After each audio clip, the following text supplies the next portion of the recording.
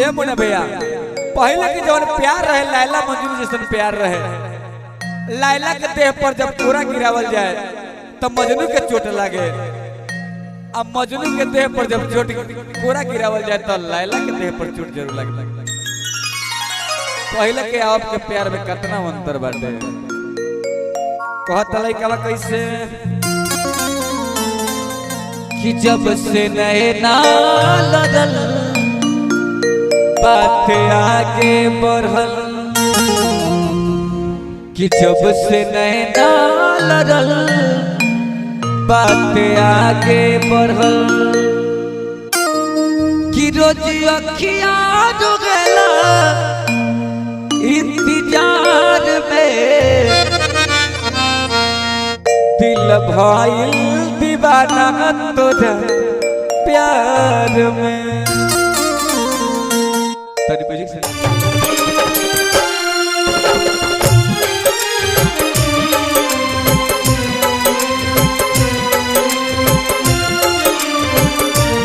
अरे दिया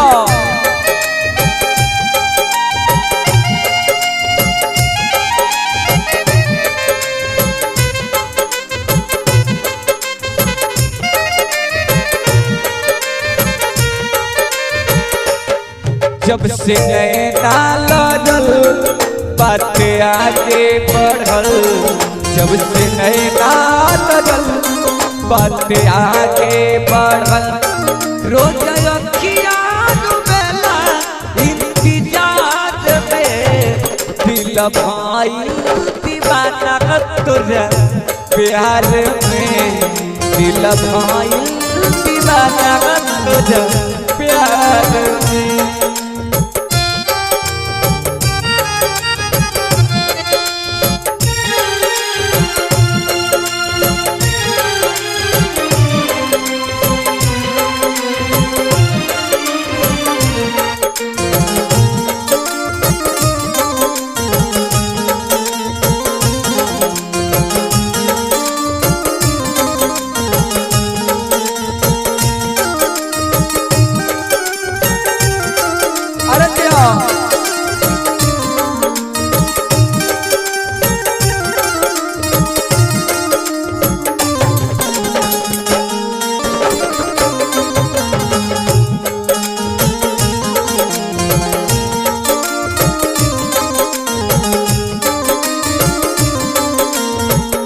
मुन्ना भैया लइकावा कहता कैसे कोडिले शुक्रिया हम ओ भगवान के तोहके बनवले बाहर कौन माटी सान के,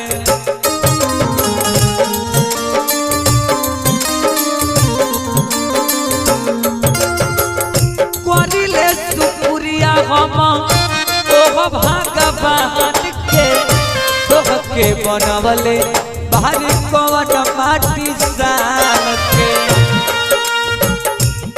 चेहरा चमके तू जानी हऊ परियन के रानी, चेहरा चमके तू जानी हऊ परियन के रानी, जैसे चंदन उगेला दरिया में, दिल भाई दीवाना तोरा प्यार में, दिल भाई दीवाना तोरा प्यार में।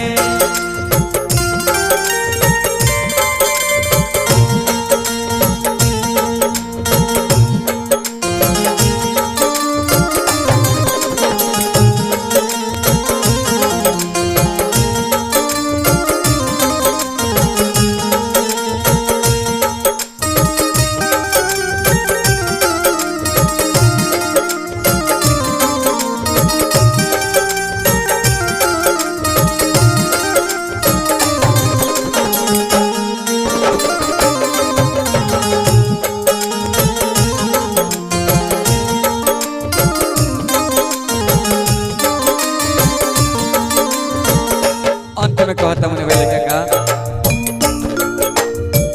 तोहरा नियन रूप फेरू रबना बनई है, बनावे जे चही है तो बनावे नाही पई है।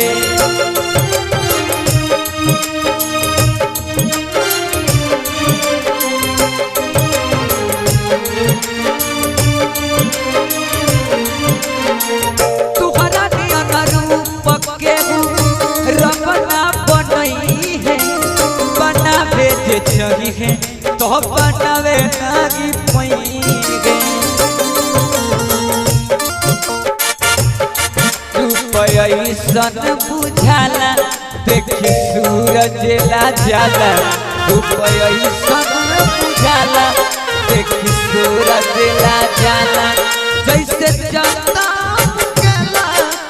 दरिया में दिल भाई दीवाना तुझे प्यार में दिल भाई दीवाना तुझे प्यार में। हेलो ना ठीक है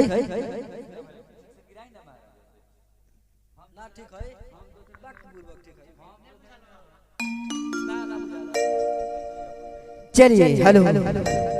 तो आइए प्यारा सा प्रस्तुति आप सब बेवफाई की दीपक सूरदास जी की आवाज में सुन रहे थे। अगर ये वीडियो आप सभी को अच्छा लगा हो तो ज्यादा से ज्यादा शेयर कर दीजिए। चलिए अगर ये वीडियो आप सभी को अच्छा लगा हो तो ज्यादा से ज्यादा शेयर कीजिए और कमेंट में इतना अच्छा बात लिखिएगा कि दीपक जी के लिए अच्छा लगे। चलिए नेक्स्ट वीडियो में मिलते हैं, तब तक के लिए good take care, bye bye, जय हिंद जय भारत।